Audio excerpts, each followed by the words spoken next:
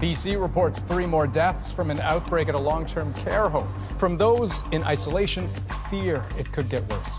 And I'm worried about people dying alone. That's what I'm worried about.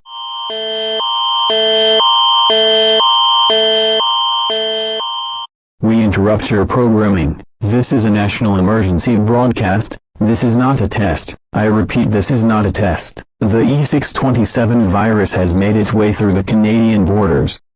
We inform all Canadian citizens to lock all doors, shut your windows, and stay in a safe shelter. If you are called in a shelter and do not apply, your punishment is death.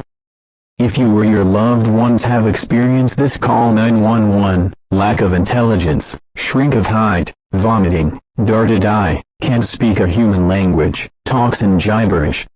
The Canadian government will supply you with your daily needs. This message is broadcasted by the Alert Ready system.